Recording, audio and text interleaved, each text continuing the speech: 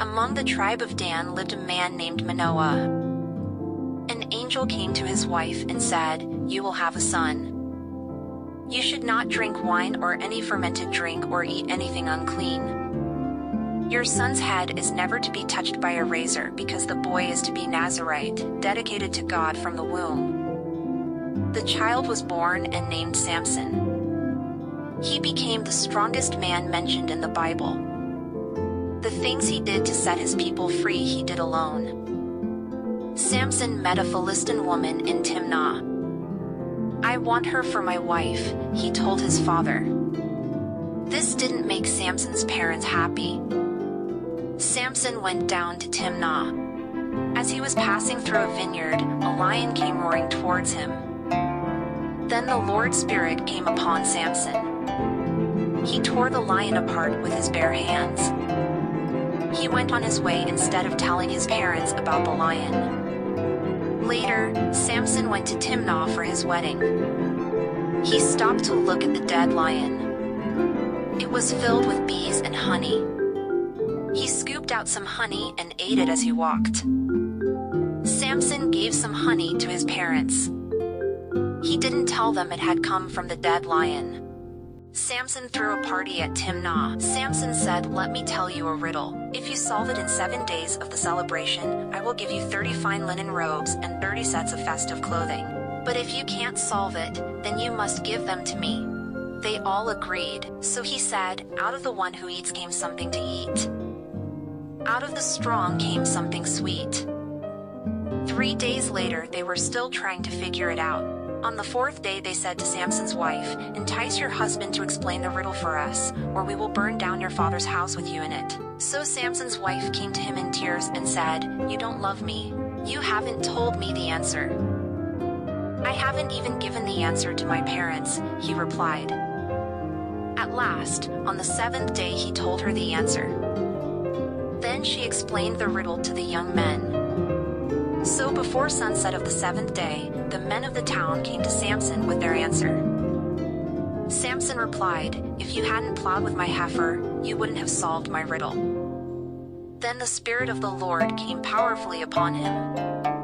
He went down to the town of Ashkelon, killed 30 men, took their belongings, and gave their clothing to the men who had solved his riddle. But Samson was furious about what had happened, and he went back home to live with his father and mother. So his wife was given in marriage to the man who had been Samson's best man at the wedding. When Samson heard that his wife was married to his best man, so he went out and caught 300 foxes and tied them tail to tail in pairs. He then lit the torches. He burned up the Philistines' shocks, grain, vineyards, and olive groves. "Who did this?" the Philistines demanded. "Samson," was the reply, because Samson's wife was married to his best man. So the Philistines went and got the woman and her father and burned them to death. That day Samson took a vow to take revenge. So he killed many of the Philistines. Then he went to live in a cave. 3,000 men of Judah went down to get Samson. They said to Samson, "Don't you realize the Philistines rule over us?" But Samson replied, "I only did to them what they did to me. We have come to tie you up and hand you over to the Philistines." They said, "But promise that you won't kill me yourself," Samson said. "We won't kill you," they replied. So they tied him up with 2 new ropes and brought him up from the rock. As Samson arrived, the Philistines came shouting in triumph. But the Spirit of the Lord came powerfully upon Samson, and he snapped the ropes on his arms. Then he found the jawbone of a recently killed donkey. He picked it up and killed 1,000 Philistines with it. Samson fell in love with a beautiful Philistine woman named Delilah. The rulers in Philistine came to Delilah and offered her money if she found out what made Samson so strong. Delilah went home and asked him what made him so strong. Samson responded that if he was tied up with 7 new bowstrings that had not been dried, he would lose his strength.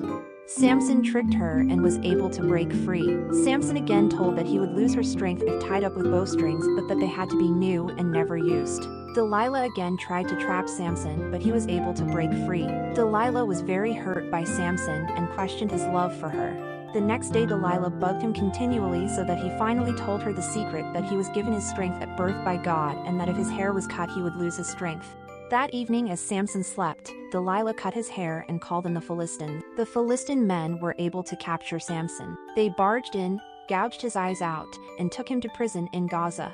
The Philistines brought Samson out before a great crowd of rulers and thousands of people gathered in the temple to celebrate his capture. Samson's hair had begun to grow back, and as he leaned against the pillars of the temple, he prayed to God for strength once more to defeat the Philistines. Samson used all of his might and pushed down the temple, killing himself and thousands of Philistines and rulers. Moral: no matter how far you've fallen away from God, no matter how big you've failed, it's never too late to humble yourself and return to God. Ultimately, through his sacrificial death, Samson turned his miserable mistakes into victory.